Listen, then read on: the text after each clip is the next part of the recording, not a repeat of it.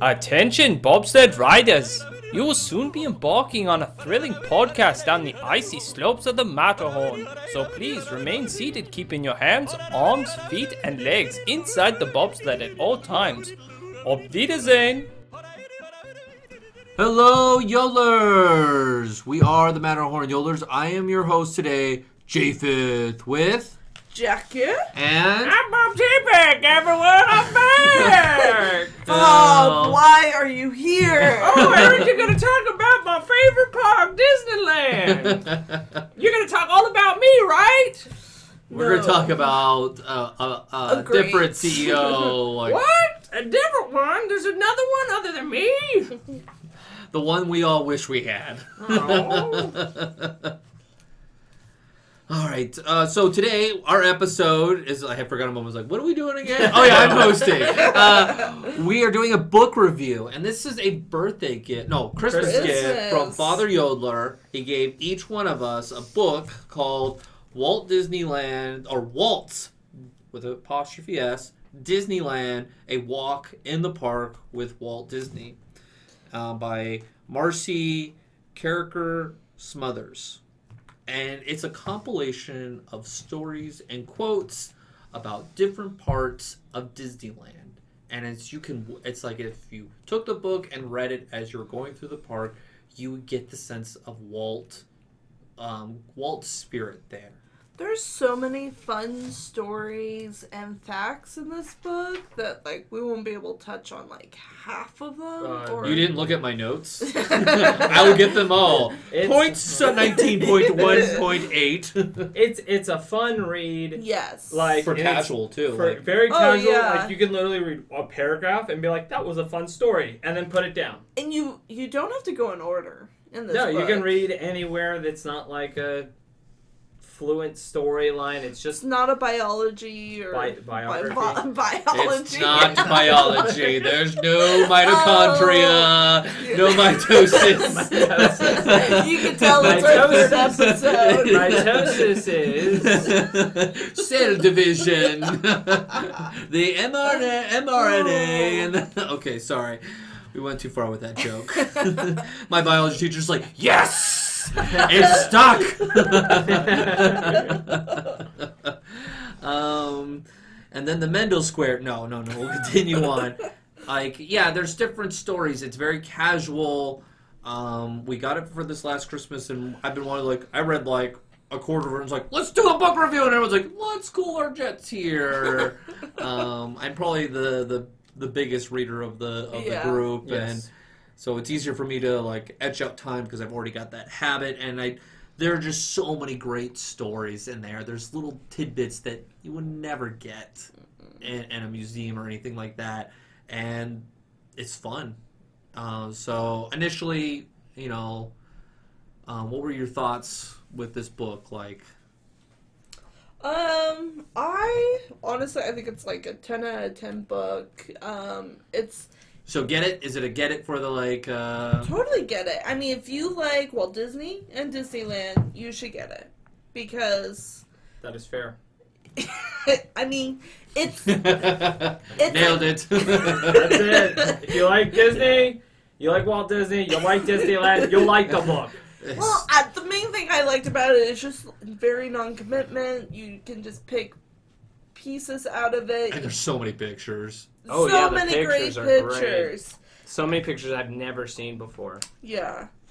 And we've had we've read both. Each of us have done a biography Yes. on Walt in our youth. Yes. And so we've had that big old thick, Walt Disney book that we nice. carried to school. Like, the book is real. Yeah. It's real. Yeah, you'd be like, all right, what book are you reading? And you pull out this monstrous, like, it competes with the 500-page Bible. book. And you're like, this I book, know. you're gonna read that book in 4th grade? Yes. It's the family Walt Disney biography Bible. My brother read it at this time, and my brother read it. Yeah, I had like a teacher. I was doing a research paper on Walt Disney, and I reference all the books, and I had to find some internet sources, which were early internet. They were forced to use the internet. Yeah, early internet. Yeah, and like, you can't just have book references. Yeah. You have to use the internet, because everything on the internet's true. Yeah. Forbidden that I go back to 1970s style biography. And the teacher was like, I don't believe you that these are all books. And I was like, I can bring them in.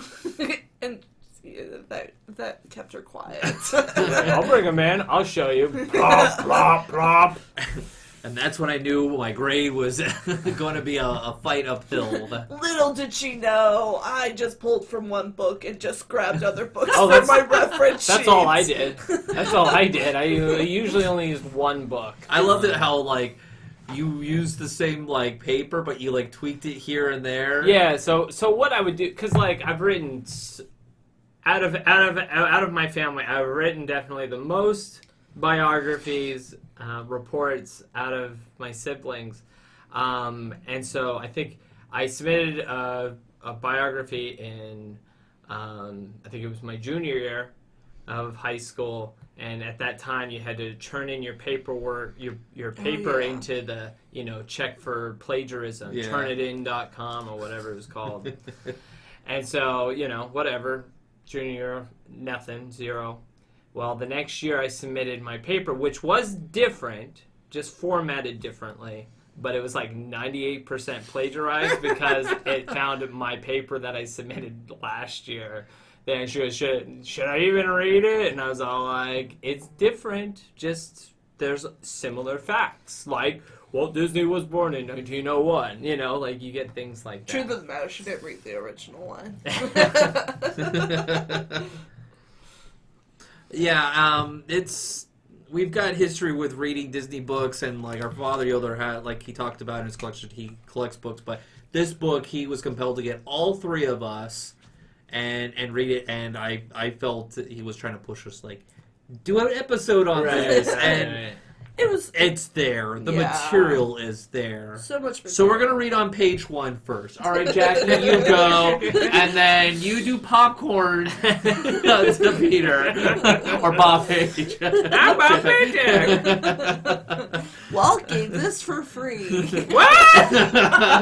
No! Bad business. Or no business.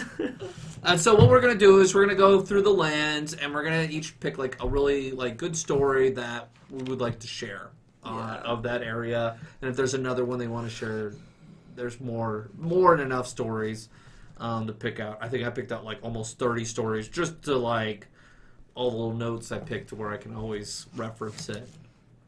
And so, wealth of, like, fun stuff in here. So I'll start off in Town Square. I really thought this was kind of fun. Fun little tidbit. It's like, what's in Walt's galley? He had his own studio. Mm-hmm. And I thought it was so fascinating, like, what is in Walt's, like, refrigerator? And, like, what does he drink? And so, in the tiny galley had a refrigerator, a grilled cheese press, a toaster, an ice bucket, an ice crusher for Walt's favorite cocktail, which was the Scotch Mist, and a Tom and Jerry serving set. I don't know what that is. We're so old school, like, with, like, or they're so, like, that's a whole time period right there where they name things.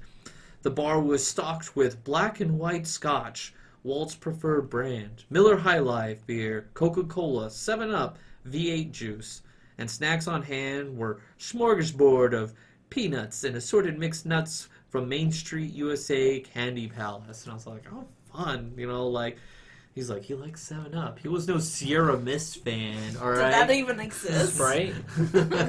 No Sprite. So I was like, oh, cool. I'm like, getting in the inside of, like, little stuff like that. Like, what's in there? And so that's what's up there is retired, or expired mixed nuts and 7-Up. It's like it's like the Jones soda that I got in 2002, and it's still in our parents' fridge. No one will touch it. Well, I hope not. They'll die. Poison. Fermented soda. All right, so Jack, did you have anything in Town Square? I had something outside of Disneyland. Oh, outside. All right. Outside of Disneyland. It's just a little tidbit. So, when Disneyland first opened, it was not open, 7 days a week. It was closed on some days for cleaning. And on those days that we're cleaning, Walt was really concerned about those that maybe weren't paying attention to the schedule or whatnot and showed up and, so the park was closed. And so he made sure, like, shops were open so at least they could get a souvenir of Disneyland, which I thought was really sweet, just to, like, just be considerate of the guests. Newsstand. He opened the newsstand. Yeah. Which is still there. Yeah. It's right outside. It's not a newsstand, but it's a souvenir. It's the shop right outside the gates of Disneyland. It's probably the precursor of World of Disney and Downtown Disney. That's usually where you can get your autograph books. Yes. So I just really enjoyed that tidbit because Walt was just very focused on the guests and making sure even if the park wasn't open, they also had a chance to have a little souvenir. That's great. And then also, like, he wanted to make sure all of the animals felt welcome and had a plan to have a place for the dogs to enjoy the park or enjoy a park. Yeah, there's like the Dogland. Building a dogland. Built a little kennel. Yeah. And I've seen video footage of it, and it is nice. Like, it's got a nice little area. It's not just like a warehouse with, kennels. Right. There's a nice little garden walk where you can take your dogs out for a walk and, give them the attention that they need in the middle of the day. Yeah. So. I just like those two things because Walt really paid attention to detail. That was for the guest convenience. And that was one thing he was good at, the details. Yeah. So I thought that was really cool. Cool. Peter, you got anything? I do. I've got another one from the apartment. Mm-hmm. Okay. Story from the apartment. It wouldn't be me if I didn't get emotional. So let's go emotional right from the top. It is the stem of your emotion. That fire station right there. Yes. So this story comes from a Mouseketeer. It said, on the opening day of Disneyland, we Mouseketeers were in the Walt Disney's apartment above Main Street Fire Station when the gates of the park opened for the first time. I was standing next to him at the window, watching his guests come pouring through the gate. When I looked at him, he had his hands behind his back, a grin from ear to ear, and I could see a lump in his throat and a tear stream down his cheek. Mm-hmm. It was just kind of see, I told you. It's happening. I'm crying. Don't worry, crying. It was just a great moment, a human moment for Walt to see his dream come true, to see the people come through this gate, something he'd been dreaming about for decades at this point. Yeah. To finally see guests excited to run through the park, go in and enjoy this thing that he had created. And so, he got that special moment. And so I really enjoyed that story. That's a good one. Yeah, and that's what this book is really good. It really humanizes him.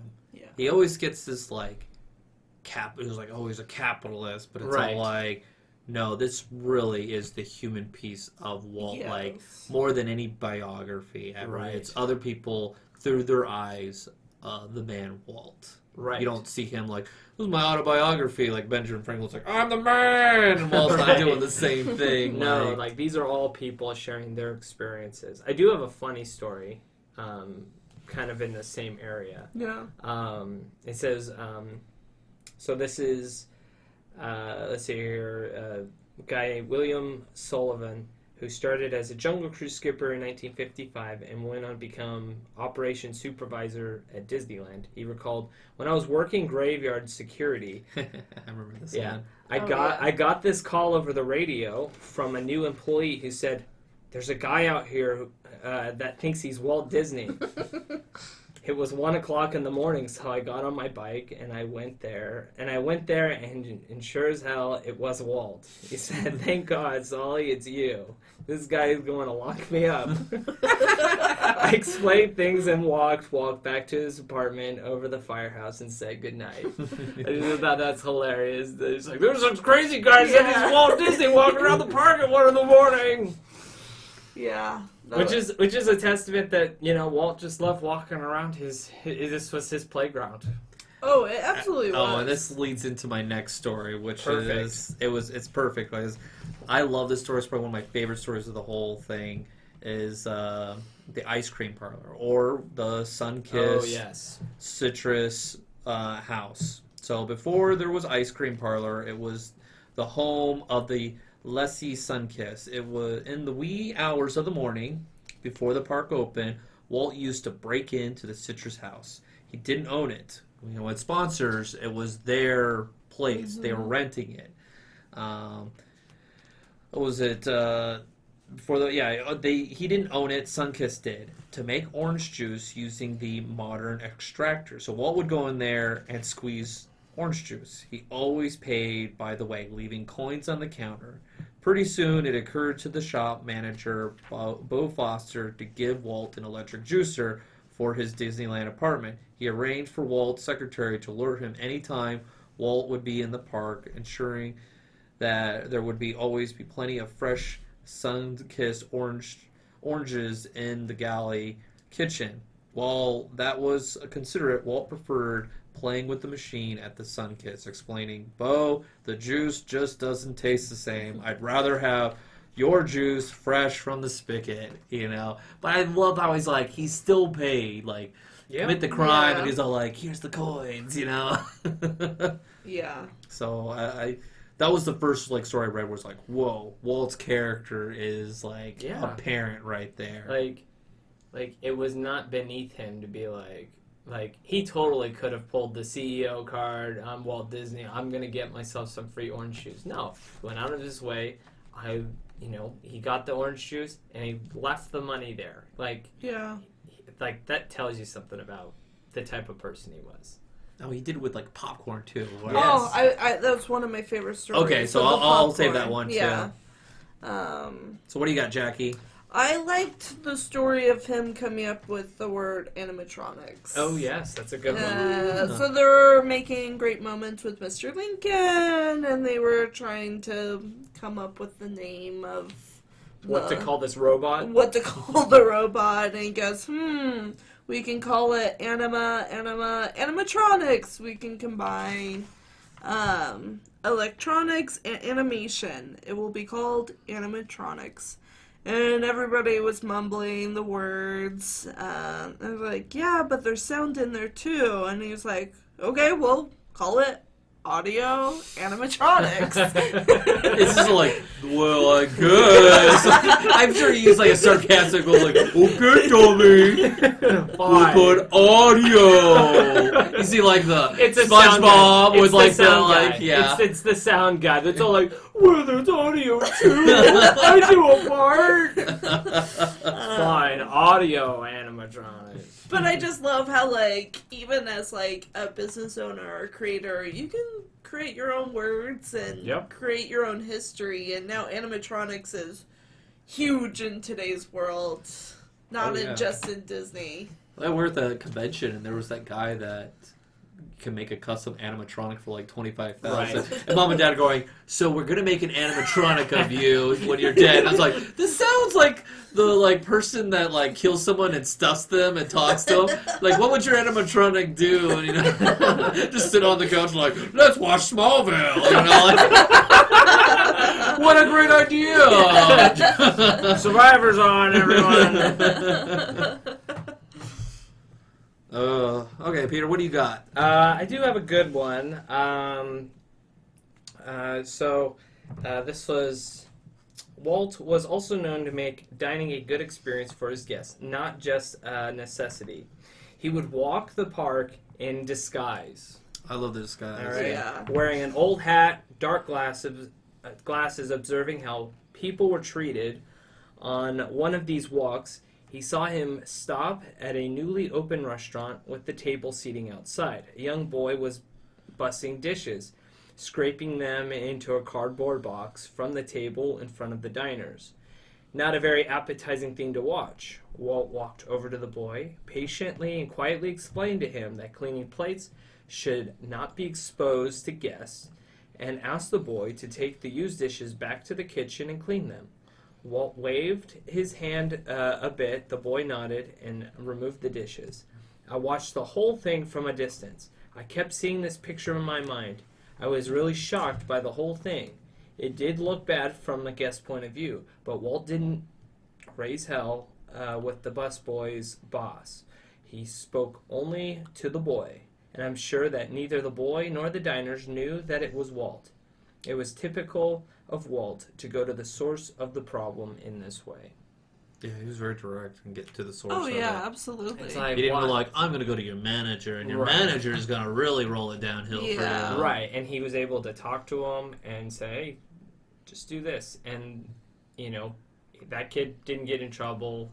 His boss didn't feel like they were in trouble. Like, nobody knew what was going on, but, like, Walt, he fixed the problem right away. And it became like protocol Pretty much. at that point. Yeah, that's awesome. Where I got one. It's John Hench quote about changing pavement. Yes, I'm going to talk about cement. Oh. You're back at it, huh? Back to infrastructure. Disney loves cement. Yes, they do. There's even YouTube videos just on cement. I was astonished by Walt, by the way Walt would create a kind of live action cross dissolve when passing from one area of Disneyland to another. He even insisted on the changing of the texture of the pavement at the threshold of each new land because he said you can get information about changing environments through the soles of your feet. It's like the detail, it's there, and like as you're like reading, you're like, oh yeah, every time new land, new cement, even if it's just color. Mm-hmm. Even some rides have their own texture, like the cobblestone at the Haunted Mansion is only there at Disney World, and then you get into the poop rivers of America. Right. All right, Jack, you got anything in Main Street? I have things in Adventureland. Are we ready to move on to Adventureland? Sure, we can go to Adventureland. All right, what do you got, Jackie? Adventureland, I didn't know this. The original idea for the Tiki Room was going to be a restaurant Yeah. Yes. with live birds, but Walt decided that was not a great idea. Did he poo-poo on that idea? Yeah, they decided that was exactly what it did. not a great idea, just because timing of the meal to the birds' performances, it just wasn't. But so it became a show in an animatronic. Sorry, sir, there's no ice cream allowed in the show. Walt wanted it to be. Well, yeah. One thing, let's just we're at the Tiki Room. Yeah. It is the only ride with Walt's name on it. And it's the first with audio animatronics. It's the only one at Disneyland. Yeah. We are at. I know, but make sure, Yeah, because there sorry. is Disney World attractions that Yeah, have his but name. it's the Walt Disney Enchanted. And I was like, oh, nice. What about Mr. Lincoln? Yeah, I thought it was Walt Disney Hey, Presents it's Mr. Mr. Great Lin- Moments with Mr. Lincoln.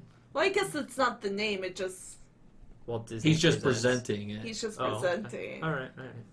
I don't know. It's just what it said in the book, all right? It's like when I read something online and you're like, I don't think that's true. Like, well, I read it on the internet. And my teacher wanted me to have one source, okay? And that's it. I'm sorry, it's wrong. All right, Peter, what do you got in Adventureland? I've got one from the Jungle Cruise. We have Dick Nunes. Love from him. He had a lot of interactions. He goes, on one of my first days in Adventureland, I was at the Jungle Cruise when Walt stepped off a boat and asked Dick, what is that trip time? I told him 7 minutes. He said, well, I just got a 4.5 minute trip. How would you feel if you went to a movie and they cut out the center reel? I went through that hippo pool so fast I didn't even know what I was seeing. Because all the hippos were dead, because I shot them all. So, Walt, do you have the time to go around with me in a boat? Show me. And he went with me through the ride and showed me what he wanted. After he left, I got with my foreman and told him, for the next week, you and I are going to get seasick of this ride. We spent the whole week retraining everyone. The next week, sure enough, Walt showed up, but he just walked by. So we retrained again. The following week, and the next week, Walt stopped at the attraction, but he didn't But he didn't take just one ride. He rode 5 or 6 different boats. But when he stepped off the last one, he gave me the thumbs up. He was satisfied. That's all you need. I'm sure those skippers were like, oh boy. The pressure of that, like, oh, Walt's coming. We gotta make sure this is perfect. Now, I think this, like, the standard is way different. The pressure here, I feel, is like way different than it would be today. Safety first. Right. Oh, yeah. But when it comes Christmas, it's like safety first in theory. But Right. goodness, When we want to fire you, it's safety first, but it's efficiency, which is the fourth one. Right. And so, like, here we got a good example of Walt seeing a problem before it became a problem and being like, no, you need to make this right. Yeah. And so they worked hard to make it right for the guest. And that's a positive change. Like, yeah, the skippers had to train constantly to make sure that it was the full 7-minute journey that it's supposed to be, and not the 4.5-minute rush through the jungle. Oh yeah, and it's easy to like rush through things because you're like, I got so many people got to run through this, and like Jungle Cruise is a premier ride Yes. of its time. All right, so while we're at the Jungle Cruise, I have Walt's elephant. Walt was intimately involved with the epic adventures. With the epic adventure, Blaine Gibson explains what happened at the studio and the planning stages. Walt came in and saw our model, and I remember he said, "You know, we need an elephant climbing out onto the bank, maybe reaching out for some branches, like in our nature pictures." And then he pushed down his pants, like they were high-waisted. Remember, he's high-waisted pants. Like, he's got hips now. Like, he's got them on his... I don't want to say he pulled down his pants and, like... I was like, this is turning bad. A little bit. So he could get the elephant look. And he used his hand for the trunk, and he got up on a chair. I actually went ahead and modeled him as that elephant. It's still in Disneyland, as far as I know, on the far side of the pool, climbing up the bank. And so that is Walt's elephant. I had no idea. Yeah. I was like, oh, that's the things that, like, I can point out to people when I'm there, and, like, everybody is it's just an elephant. I was like, no, that's Walt's elephant. Yeah. And I was like, I want to be like Peter, where it's all like, you see that? Mm-hmm. That's this. And everyone's like, whoa, it's a Mind tree. blow, Yeah. So I read that, and I was like, oh, I thought of Peter, and, like, I can look for it and then point you can point out to everyone that you go and visit with, and everyone's going to be awed and inspired. Yeah. You're like, tell me more secrets. Tell me more. Tell me more. All right, Jackie, what do you got? I'm in Frontierland. Moving on. Yeah. Okay. I like this quote by Jim Cora. It's page 86 if you need it, but... one morning before the park opened, I was near the Mark Twain when I noticed Walt was standing outside the Golden Horseshoe. I was curious what Walt was doing, so I walked over there. 2 workers were hanging a refurbished sign. Walt told them it was crooked. And one of the workers was holding a level tool and showed it to Walt and added, "Sir, it's straight." And Walt shook his head and he's like, "No, it's not." And the worker climbed the ladder, measured again, and Walt was right. It wasn't straight. Oh, you gotta have an eye of a straight line. Oh, He's an artist. Yeah. Oh, yeah.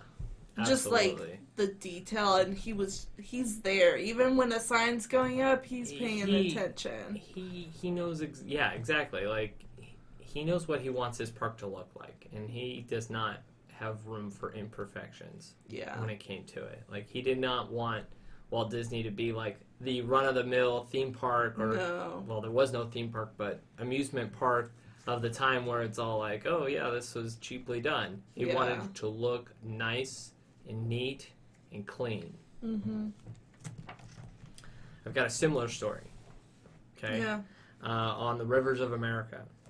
He says, when the time came to fill the rivers of America with water, the this one made my list too. the surveyors and engineers explained to Walt that they would need a special pump to get the water from the source to the river. Animator and director Wilfred Jackson recalls Walt said, "No, just cut a flume here, then turn the water on." The men said that the water doesn't go uphill, and this was impossible. Walt insisted. Finally, to appease their boss, they turned on the water. Sure enough, the water ran uphill to the river. What they didn't realize was that Walt had a terrific memory. He remembered the lay of the land from his orange grove visit. He knew where the source was and how the orange grower irrigated. The engineers had an error on their maps, but Walt knew better. So the topographic, elevation maps were off. Incorrect. And just from his memory, I mean, there's always that classic photo or video footage of Walt pacing the land. And that's where he knew, this is how well he knew the land, was that he knew it better than the people who made the maps. Yeah. Hey, we try. It's not perfect. Yeah, that was a good one. I'd read there's another quote where it was like the rivers of America was his favorite place. Oh, absolutely. Yeah. For he would just stare out or just be there. Yeah. And so I was like that. So I'm gonna go, and I didn't know this. It's at the Golden Horseshoe, Wally Boggs' private apartment, and so. Mm-hmm. So there was another occupied apartment at Disneyland. Walt wasn't the only one with an apartment at Disneyland. The Golden Horseshoe star Wally Boag, I think Boag or Boag, had one located above the restaurant that is the River Belle Terrace today. He explains, Walt was so good to take care of his performers, and he insisted on providing great living quarters for us. He wanted us to ensure we had a comfortable place to relax between the 5 or 6 shows we did every day. And I'm all like, yeah, I don't think that's the same standard anymore. No. What does Bob have to say about that? Yeah. What? Yeah. That was also one of the stories that I really enjoyed, just his intention to take care of the employees, which is just something that you miss in companies today. For sure. Yeah. Especially Disneyland today. Do you guys have anything else in Frontierland? I have the popcorn buying story. You want to do that one? Yeah, I'll do that one. I've got one after that, unless Peter's got something. No, go. You guys are good. So Walt was over in Rivers of America, just soaking up the view with a sketchbook. And he went over to the popcorn wagon. A young lad was making popcorn. Walt reached in his pocket and pulled out some money and said, "A bag of popcorn, please." And he goes, "Oh, wait," recognized his boss, and he offered it for free. Walt here, "No, I know you have to account for every carton, so here's the money. Give me the popcorn." And then give me the card. And you're what's up? My popcorn! He wheelies it down. He's riding you do the grocery car. Woo, popcorn! I at the end, he says, "After the exchange, Walt took the popcorn to the bank of the rivers. When a family of ducks swarmed by, he dumped the bag of popcorn to feed them." This is stamp popcorn. Dump. I've got two. This one's a funny one, actually. It's Stinky Fish. So there was a fishing pier at Disneyland at the Rivers of America. They stocked it with river catfish, and they allowed people to fish until the mid-60s. Its demise was in part because of the odor from guests carrying the fish around the park in an effort to keep the river waters pristine. But you imagine catch a fish and you're standing in line behind someone at Space Mountain in the middle of the day in summer, and they've just got catfish baking. Oh my just gosh. F my life. I don't want to do this. Goodness. So that made me laugh of we don't need to do this fish thing anymore. Imagine you got your casting and you're walking by I got fast passes, and someone nails them, they steal their passes, and where'd they go? And then there was the Walt's Dreaming Tree. So Walt's Dreaming Tree in the Lakota Village. When you're a passenger on either Walt's sailing vessel, pay special attention to the Lakota Village on the riverbanks. You got Chief Wave-A-Lot. Mm-hmm. Nestled behind the large teepee and fire pit is a very special tree. Botanically, it's a cottonwood. Identifiable by its heart-shaped leaves, it had special meaning for Walt because when he was a young boy in Marceline, he used to lie under its dappled leaves and dream. He named it the Dreaming Tree, credited as the birthplace of his imagination.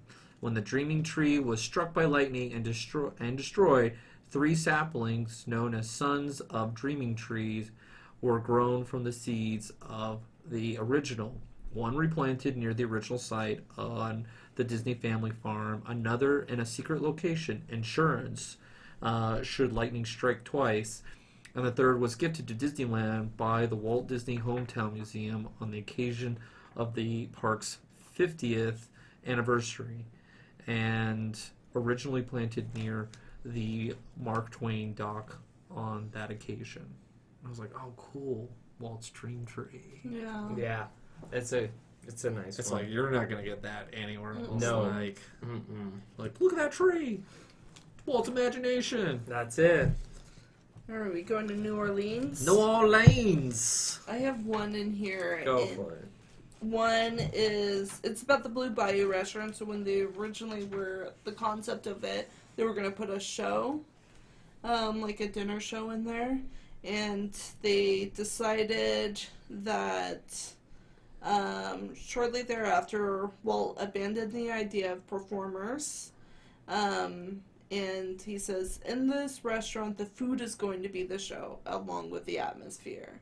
And I just love how he just stepped back with the idea and edited his idea and was just like, no, the food will be the show and the atmosphere.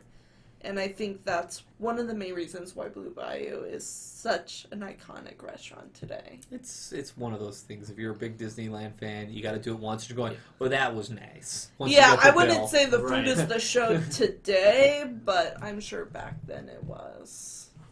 Absolutely. As opposed to like Disney burgers back in the 50s. Oh, yeah. It was getting like a piece of prime rib that's Yeah. there.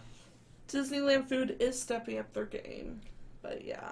Oh yeah. I Thank agree. you, social media, for that. Yes. That's just what they gave me, and I'm like, well, that's not I mean, I good. definitely Yeah. remember growing up, and it was just like, you did not go to Disneyland unless you wanted those cheap burgers. I will or- say that is one positive thing about the social media influence is that in that time frame of social media, the food in the Disney parks has been scaled up tenfold Yeah. compared to what it used to Oh be. man, it's such a treat. Like even when I was there in 2006, the food was kind of like meh. Like food and wine was like a cool thing to go to. Yeah. Now all the restaurants, they're stepping up the game. Even ones that have a horrible track record are Yeah. stepping up their game. Where it's like, oh, you don't just sell garbage hamburgers. Yeah, well, yeah, you see garbage hamburgers, and I think of that big garbage tub of like meat patties at the end of the day they didn't sell, and you're like, oh my gosh, that's disgusting. Yeah. Um, I have a story here from Club 33, which one are you gonna do? the trophy room. Okay. Okay. So Walt, and I love this story because it's a good story, and it's an idea that eventually came to fruition in a different form. So it's one of those like a good idea never dies situation. So in Club 33, Walt had a personal space planned too, the trophy room, with a masculine motif and hunting trophies provided by his friends. An audio animatronic vulture was mounted on the wall. Microphones were hidden in the chandeliers, placed there with Walt's playful intention to interact with his guests, which they're still there. Those microphones. Always listening. Right? Yep. The idea was basic magic. A cast member would be in the adjacent room listening to the conversation, responding as the voice of the vulture. For instance, someone might say, I wonder what I should have for lunch. And the vulture would answer, have a tomato soup. Although the show never went on in Walt's lifetime, the feathered predator remains perched in the club. Yeah. I like that story. really Never enjoy been that. there, so it's always No. the mystery of Yeah. it. I've only been in the lobby. Yeah, same. You shall not pass. Yes. I stood at the elevator. That's it. That's as far Yeah. as I got. Yeah. I've seen pictures. Yeah. And it's like, wow. It's really nice. So, if you have access to Club 33 Give and us a want link. to invite Give us a us, call. Yeah. Well, stop talking bad about Bob. We're doing Bob. yeah. Bob Bob visit. Chapek ain't gonna invite us to Club 33. So we're at Club 33, and it's the name, the mystery behind it. It's almost Right. like urban legends, but this, I figure, I get it all summed up in like a paragraph right here. So one of the biggest mysteries of Disneyland is how Club 33 got its name. The 21 Club in New York City might have been an inspiration, and interestingly, when the articles of incorporation were filed with the Secretary of State of California, it was listed as 33 Club. Jim Cora, then a supervisor at Retlaw, Walter spelled backwards, and the name of the company that oversaw Walt's personal holdings, including the 2 attractions he wholly owned, the train and the monorail, recalls that Retlaw's employees were told 33 symbolized the number of sponsors and lessees at the time of New Orleans Square's dedication. While this is inaccurate accounting, the enigma surrounding Club 33's name prevails. 33 didn't represent the number of Imagineers who created Disneyland, nor was it the number of original lessees. And even though Club 33 serves alcohol, an idea Walt initially rejected, the club wasn't assigned its address. There aren't many addresses outside of Main Street, USA, and thus the name. In order to obtain a liquor license, Walt Disney Archives founder Dave Smith has said 33 refers solely to the street address on the Royal Street. The Blue Bayou address next door is 31. So Walt's grandson and namesake Walter Miller may have come upon the most sentimental theory. Number 33 is in honor of Diane Disney Miller's birth year. Regardless of 33 symbolism, the exclusive club has an extensive membership waiting list, and it is considered a coveted invitation to dine there. So it kind of like sums it up like it's always the mystery of Right. like, What's it named after? What's it named after? 33 sponsors. There's 33 dead bodies holding up the frames of it, like No. the people that stood in Walt's way for this. Well, there we go. We done with New Orleans Squares? We're going to Fantasyland. Fantasyland. Yeah. What do you got, Jackie? So I have one just for, it's Mr. Toad's Wild Ride. I thought this was kind of funny. It says, remember, I'm Walt. There's only one Mr. in Disneyland, and that's Mr. Toad. So Walt Disney was very adamant that everyone was on a first-name basis. Yes. Except for Mr. Toad. Oh. So you would never call Walt Mr. Walt or Mr. Mr. Disney. Mr. Disney, yeah. But That's my dad. Call me Walt. It's kind of like that, too. People say, like, Mr., this, and you're just so like, that's not me. Right. That's somebody just else. call me by my name. Yeah, so I really like that. There's only one Mr. in Disneyland. You got anything, Peter? You go first. All right, so this is a story from Harriet Burns, which I did a report on her, right? Yes, you did. It's hard to remember all the people and things we've done. For the windows, we've done a lot of windows. I think we've reached, I think we're at 100 episodes. Yes, we should be. I'm going to throw that out there. Thanks for listening. Yeah. For the 100, Yes. Here we go. Harriet Burns. When I was doing those stained glass windows, and this is for the canal boats of the world, which is now the Storybook Land Canal boats. Harriet Burns recalls I had cut out 360 pieces of lead for this one great big church window, and Walt came in and picked it up, and I hadn't soldered it together. It just scattered everywhere. But that's how hands-on he was. I picked it up, and he said, "Oh, no problem, Walt. No problem. we finally learned that if Walt was coming in to the WED model shop, have everything glued down because he wanted to play with it so badly. It was so marvelous to see his eyes twinkle and to see how delighted he was with our toys. Well, his toys. He did think of our place as a toy shop. I was like, yep, that's Walt's. I Yes. love that's where I marked it too. Just the innocent, just like, I'm a kid in a candy shop. He loved miniatures. Like, Yeah. he wanted to build an entire land just for miniatures. Besides, the storybook canal boat ride. So, yeah, like, I totally get it. I have one for Small World. We might have shared this story before, but I like hearing Richard Sherman's account of it. Ah, the story. Yeah, the Yes. song. So, like, the original idea, we talked about this when we had our World's Fair episode, but original idea for It's a Small World song was just going to be all the children singing their national anthems, which sounded horrible because it's just, like, a bunch of noise. This one reminds me of, like, when I went to the Haunted Mansion music, like... Yes. composer, Oh, yes. and they talked about, like, so, when you get to, like, the graveyard, we just wanted all the ghosts singing at the same time, and it sounded probably like, and I imagine that's probably what they came and was like, okay, we are going along like the ride does.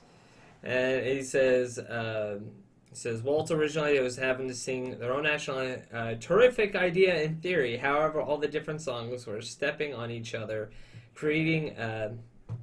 I can't pronounce that word. Cacophony. Oh, cacophony. Cacophony. It became apparent that the attraction needed one anthem. Enter Walt's in-house songwriters, the Sherman Brothers. Walt was quick and to the point. I need something, and I need it right now. No pressure. It should talk about unity and understanding and brotherly love, but don't get preachy. And I need it yesterday, because it was to be translated into a whole lot of different languages. Richard Sherman adds, we wrote the song so fast, we thought it was too simple to play for Walt. It seems to have turned out pretty well. I would say so. It's the Yeah. one ride people go, I would hate to be stuck on that ride. Yeah. I don't know. I could enjoy that. I have no problems with I that. don't have a problem with it, and every child loves it. I think it's one of those things. It's a small world. You go through phases. Yeah. The first time you hear it, you're a little kid, and you're like, it's an easy song to sing along with. And then as you get older, and you don't listen to it enough, but you're like, oh my gosh, this song is so repetitive, and like, it's gonna drive me crazy. The redundancy. The of it all, redundancy, it's very simple, and it's like, okay, it's over and over and over again. But then you hit that point, and you just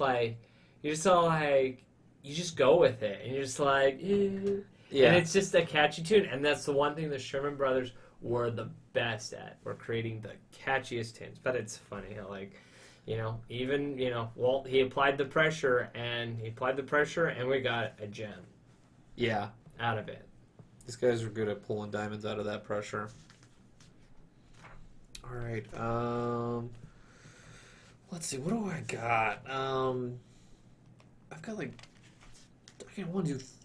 I got like Walt's dad joke.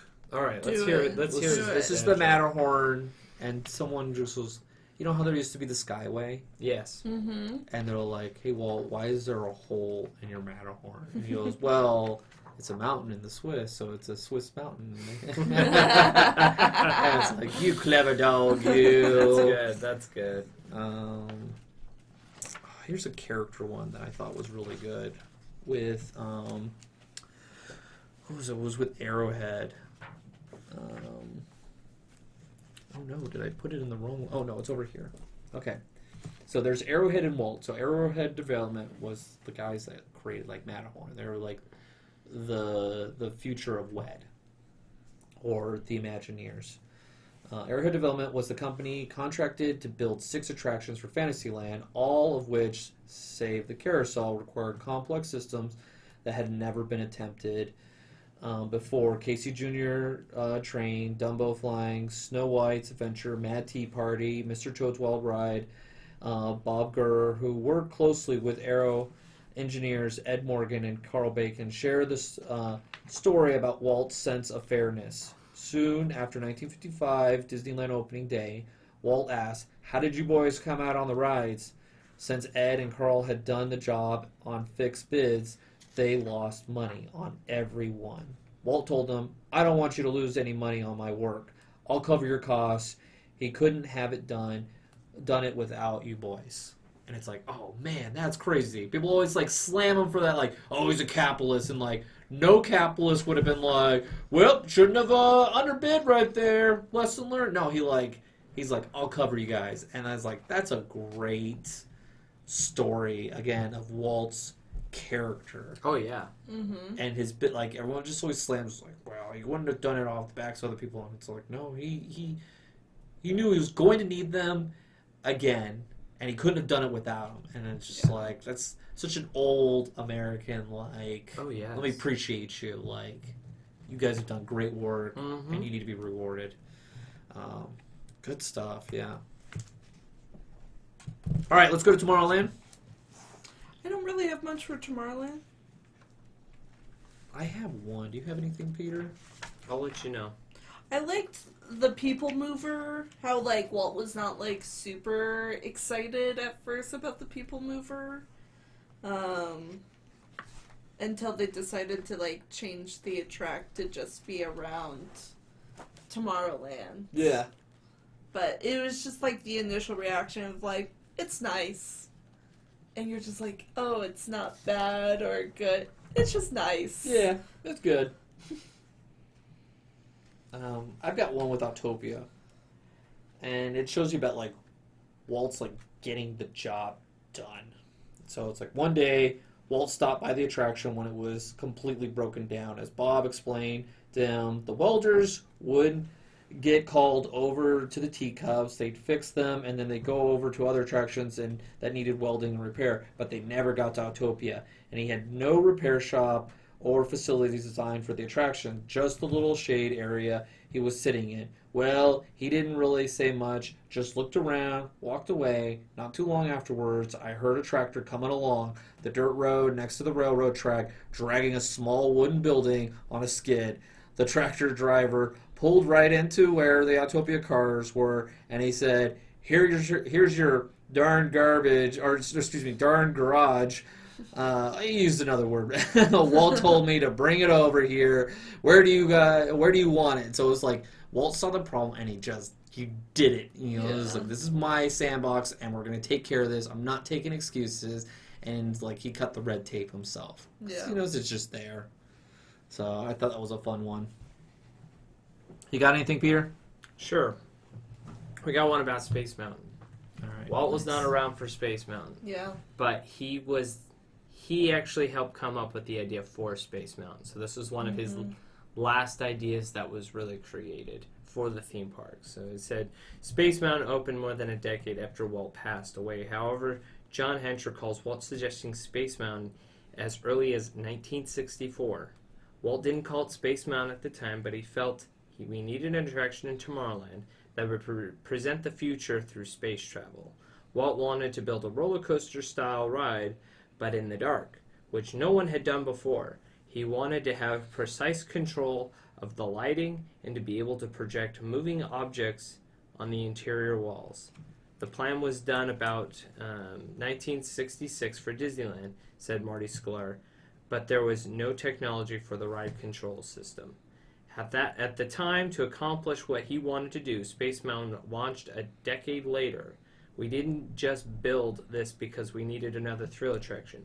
Walt always intended this to be here, and we never abandoned the idea, John Hench concludes.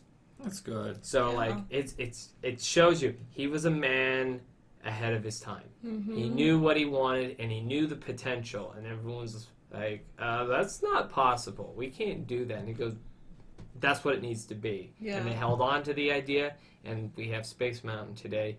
And you It's can the thank popular Walt ride, Disney. yeah. It is the popular attraction in It's a either top Disney 5. parks. Yeah. At any Disney park, Space Mountain is a key attraction, and that is a Walt's idea. Even though it didn't happen until a decade after his death, Mm-hmm.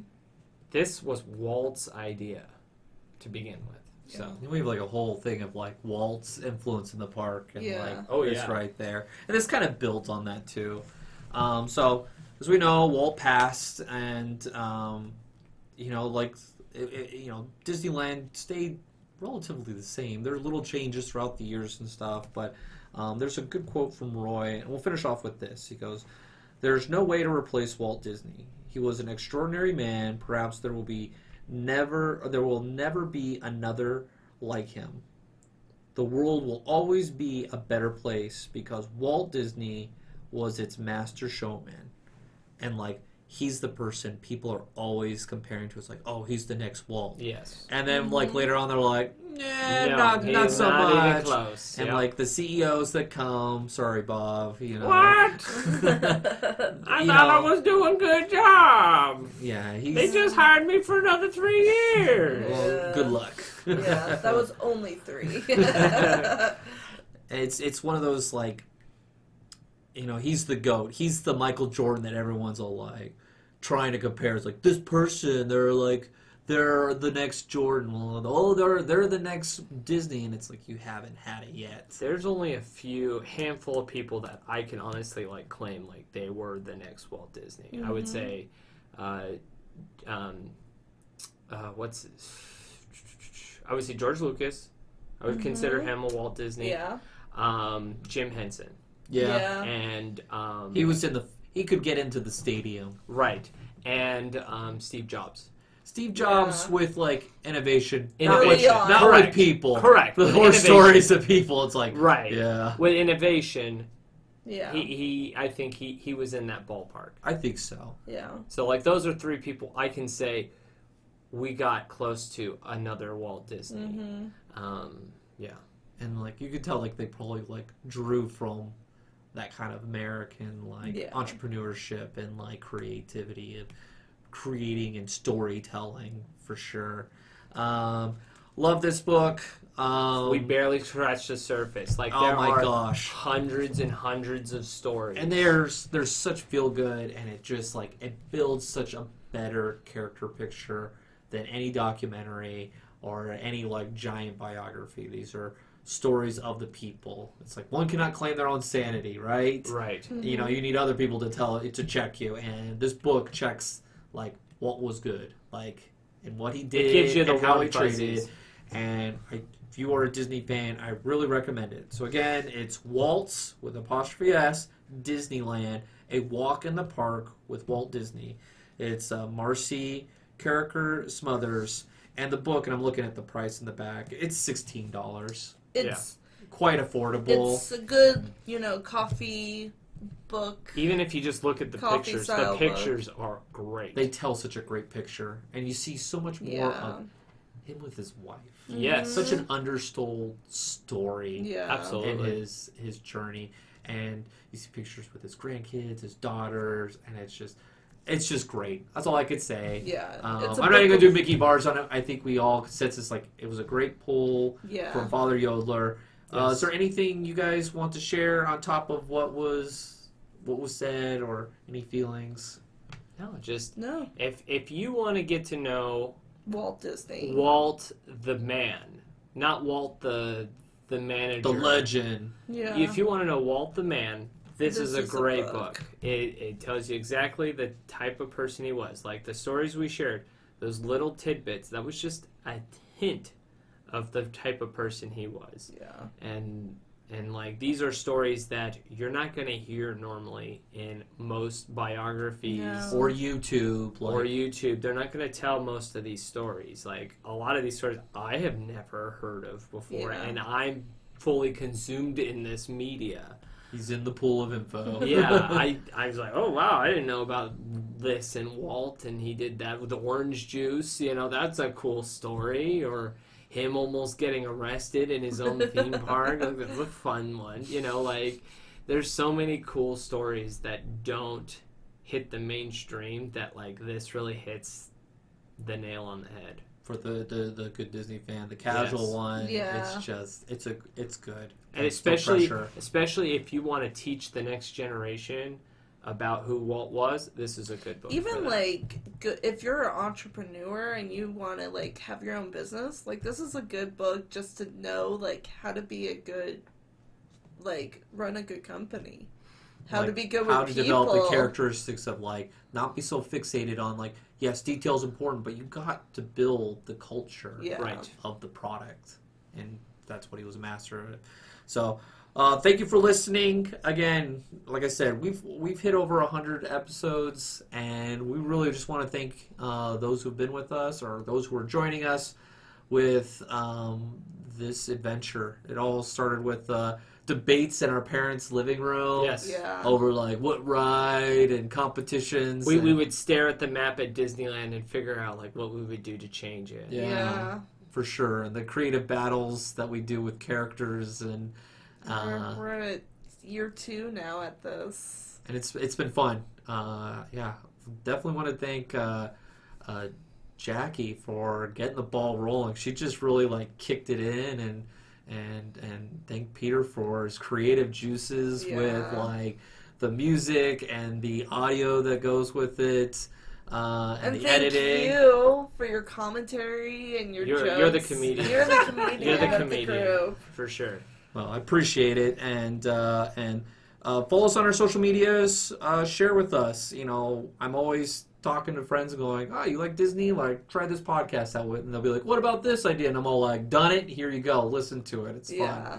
And so spread the word, and we get more ideas from our fans. And until then, Auf Wiedersehen. Thank you for joining us on this week's episode of the Matterhorn Yodelers. Please remember before your bobsled comes to a complete stop to follow us on Facebook and Instagram. And remember, Remain seated, please. Permanecer sentados, por favor.